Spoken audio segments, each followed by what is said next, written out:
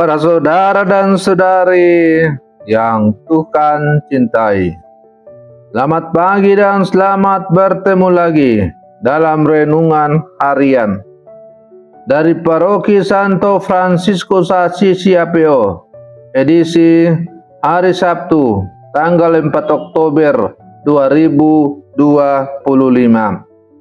Hari ini Gereja Semesta memperingati peringatan wajib Santo Fransiskus dari Assisi, pendiri Ordo Saudara-saudara Dina dan Ordo Pertapa Santa Clara. Mengawali hari yang baru ini, kita hendak mendengar dan merenungkan sabda Tuhan. Marilah sebelum kita mendengar dan merenungkan sabda Tuhan, kita berdoa. Dalam nama Bapa dan Putra dan Roh Kudus. Amin. Allah Bapa, sumber kasih setia, Engkau telah memanggil Santo Fransiskus untuk menghidupi kemiskinan dan kerendahan Kristus yang rela mengorbankan dirinya demi manusia. Semoga kami mampu mengikuti putramu dan bergembira dalam karya cinta kasih bagi sesama. Bersabdalah ya Tuhan, kami siap mendengarkan.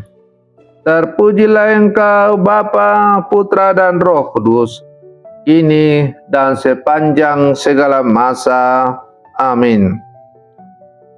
Para saudara dan saudari yang Tuhan cintai, sabda Tuhan yang hendak kita dengar dan kita renungkan untuk mengawali hari yang baru ini diambil dari Injil Lukas pasal 10 ayat 17 sampai 24. Tuhan bersamamu. Inilah Injil suci menurut Lukas. Pada waktu itu ke-70 murid Yesus kembali dari perutusannya dengan gembira dan berkata, Tuhan, setan-setan pun takluk kepada kami demi namamu. Lalu kata Yesus kepada mereka, Aku melihat iblis jatuh seperti kilat dari langit.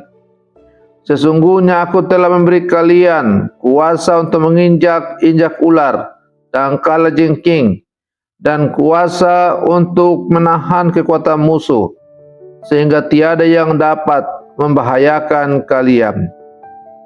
Namun demikian, janganlah bersukacita karena roh-roh itu takluk kepadamu, tetapi bersukacitalah karena namamu terdaftar di surga. Pada waktu itu juga bergembiralah Yesus dalam Roh Kudus dan berkata, Aku bersyukur kepadamu ya Bapa, Tuhan langit dan bumi, karena semuanya itu kau sembunyikan bagi orang bijak dan pandai, tetapi kau nyatakan kepada orang kecil. Ya Bapa, itulah yang berkenan di hatimu. Segala sesuatu telah diserahkan kepadaku oleh Bapakku, dan tiada seorang pun yang tahu siapakah anak selain Bapa, dan siapakah Bapa selain anak, dan orang yang kepadanya anak berkenan menyatakannya.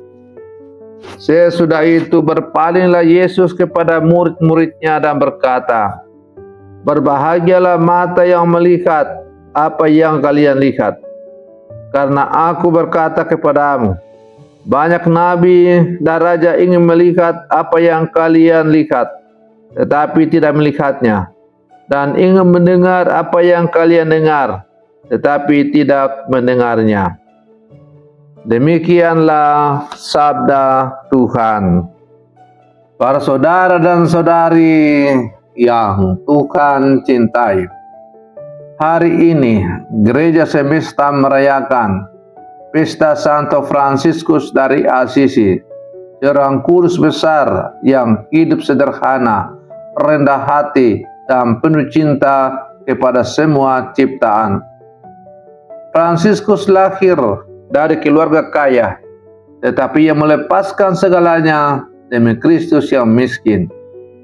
Ia menjadi saudara kecil yang hidup dalam doa persaudaraan, dan pelayanan bagi orang miskin. Sabda Tuhan yang hari ini kita dengar berbicara tentang 70 murid yang kembali dengan sukacita karena kuasa Allah bekerja melalui mereka. Namun Yesus mengingatkan bahwa sukacita besar bukan karena mereka memiliki kuasa, tetapi karena nama mereka tercatat di surga. Inilah yang juga dihidupi Fransiskus.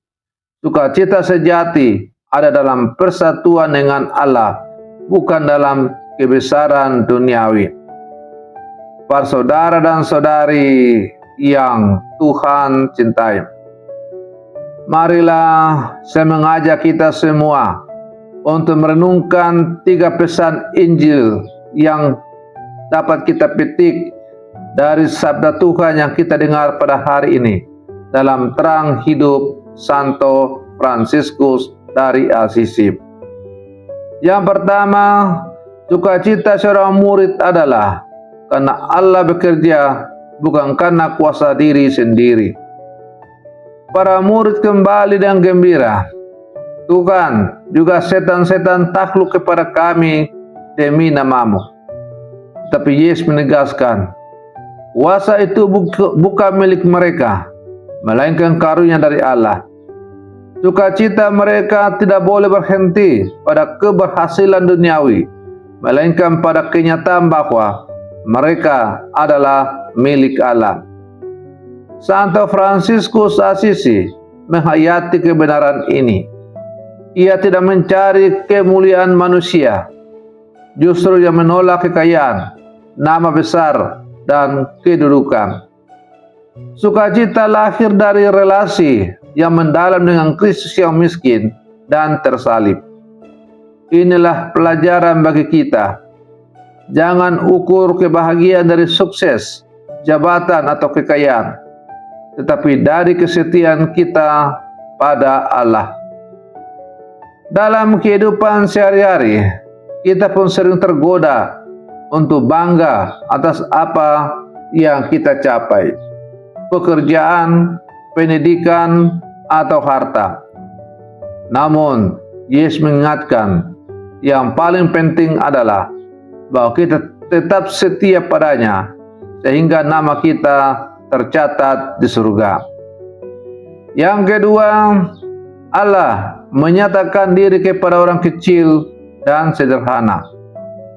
Yesus berdoa, "Aku bersyukur kepadamu Bapa, karena semuanya Engkau sembunyikan bagi orang bijak dan pandai, tetapi Engkau nyatakan kepada yang kecil."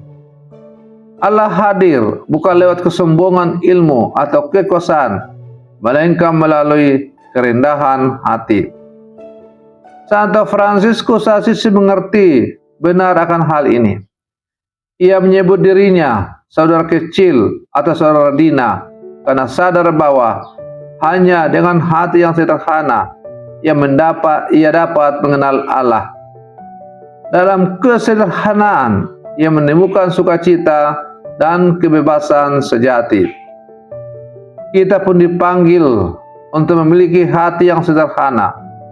Tidak berarti anti ilmu atau anti kemajuan, tetapi kita diajak untuk mengakui bahwa tanpa Allah kita bukan apa-apa.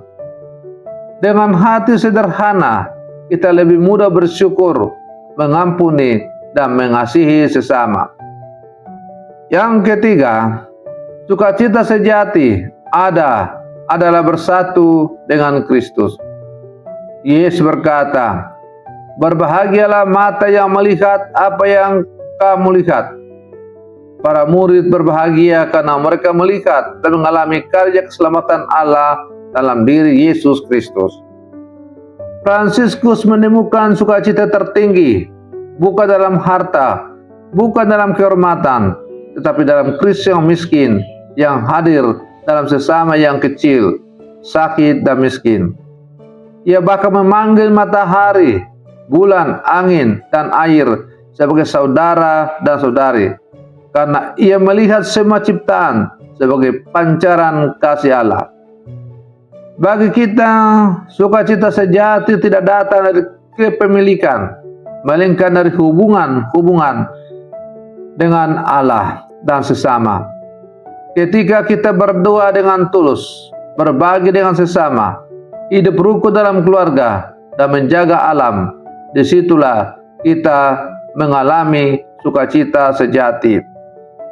Para saudara dan saudari yang Tuhan cintai, maka mari kita meneladani Santo Fransiskus Assisi, hidup sederhana, rendah hati, mencintai sesama dan seluruh ciptaan, serta menaruh sukacita kita hanya dalam Kristus. Semoga dengan cara itu kita pun layak disebut sebagai saudara-saudara kecil yang namanya tercatat di surga. Semoga permenungan saya ini semakin menghantar kita untuk menjadi murid-murid Yesus yang sejati. Selamat pagi, Tuhan Yesus memberkati kita semua.